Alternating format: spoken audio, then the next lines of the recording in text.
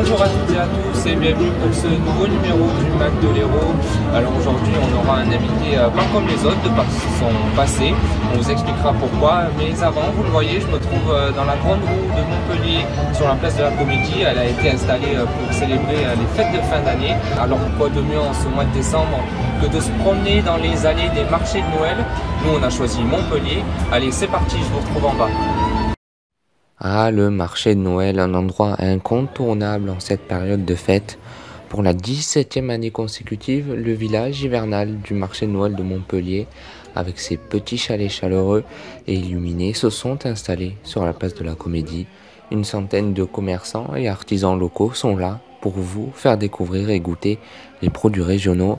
Cela va des friandises aux huîtres, en passant par le traditionnel vin chaud, mais aussi de la décoration, des jouets et de nombreuses idées cadeaux. Pour les plus gourmands, il y a aussi un stand de bretzel, spécialité de l'Alsace. Et parce que pour certains, faire son sapin sans la fameuse crèche n'est pas un vrai Noël, des chalets sont remplis de santons. Pour les plus petits, des manèges, une patinoire et des ateliers maquillage. Le marché de Noël, une tradition qui réunit petits et grands et qui ne laisse personne indifférent à cette magie de Noël, que l'on soit seul ou en famille, à l'image de notre joie et de nos yeux remplis de paillettes. Vous n'avez pas intérêt à chercher des noises comme on dit à notre invité du jour, car il a une petite particularité. Son nom ne vous dit certainement pas grand chose, Philippe Briand, mais vous allez vite comprendre qu'il ne faut mieux pas l'énerver. Regardez. Le Krav Maga est pour lui un moyen de se défouler, de transmettre sa passion aux élèves de ses nombreuses écoles et de peut-être s'évader de ses années passées au cœur de l'action. Pendant près de 20 ans, il fut en première ligne des combats, garde du corps de Michel Alliomarie lors de ses visites aux troupes françaises en zone de guerre, ancien adjudant de la force d'action rapide. Philippe Briand est aujourd'hui champion du monde de Krav Maga, un titre qui ne l'empêche pas de continuer à s'entraîner. Alors pour ceux qui ne te connaissent pas, champion du monde de Krav Maga, lors du deuxième championnat du monde qui s'est tenu à Paris le 2 novembre, ça fait quoi d'être champion du monde? Parce que c'est pas n'importe quoi quand même. Pour moi c'est une belle réussite, étant donné que ça fait depuis 98 où je suis instructeur Krav Maga. Donc autant c'est une réussite pour moi, mais aussi tous les élèves qui me suivent, tous les gens que j'ai formés. Donc automatiquement je suis très content. Ceinture noire 6e dan, il n'y en a pas beaucoup dans le monde. Sur 6e dan, non, on est quelques-uns, donc après c'est sur la FFKDA, après sur l'étranger je suis 7. Ouais. Mais après c'est pas la ceinture qui va faire la valeur de l'homme, il faut toujours travailler, ce n'est pas parce qu'on est 7, 8 ou 9 qu'on est plus fort que les autres, donc c'est toujours une remise en question. Est-ce que en quelques mots tu peux expliquer le Krav Maga pour ceux qui ne le connaissent pas? Krav Maga c'est l'Inde d'Israël, hein.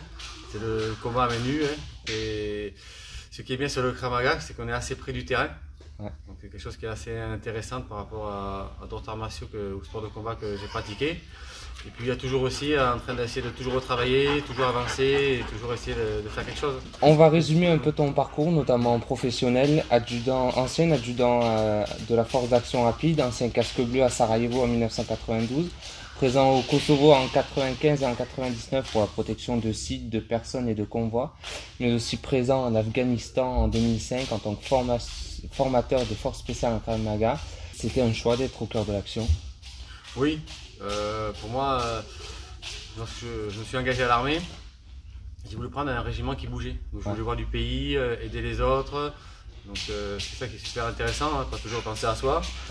Et automatiquement, quand je suis parti à la 2e RIMA ou lorsqu'il y a eu Sarajevo, Kosovo, Afghanistan, c'était des missions, on était vraiment sur le terrain, on était pratiquement les premiers.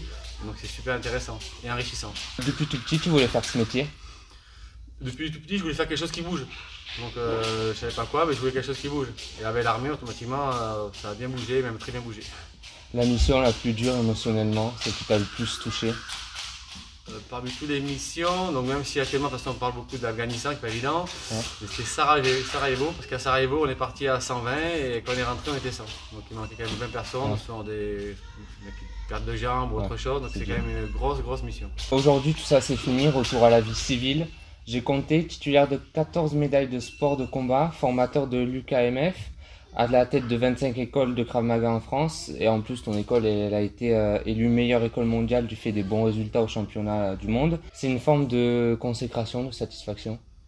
Oui, ben, c'est une grosse satisfaction. Ça veut dire que déjà sur le Krav Maga qu'on est en train de faire et on travaille tous les jours, c'est qu'on est dedans, c'est qu'on est dans le bon courant, qu'on est sur le bon chemin. Bon, le chemin il est encore long, il faut continuer, il faut toujours travailler par rapport à ce qui peut se passer, mais ça veut dire qu'on est bien dedans. Au regard de ton parcours, tu excelles dans plusieurs arts martiaux et sports de combat. Elle vient d'où cette passion? Bah, j'ai toujours aimé un peu bouger, après donner, faire du pied-point, autre chose, du sol, toujours me battre gentiment, mais des bons échanges. Pas d'un aspect de violence, mais de combattre, et donc ça me plaît.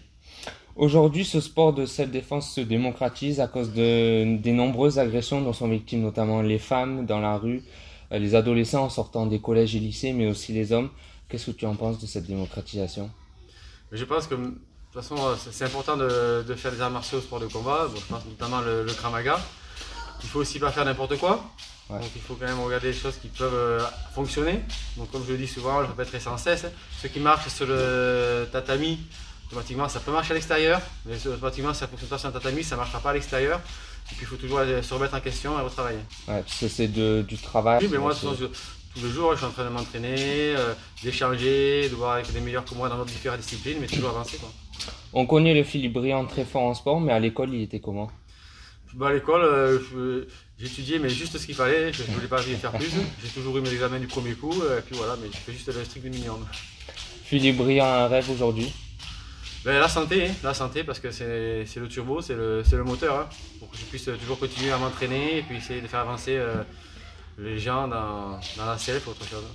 Merci et bonne continuation. Merci beaucoup.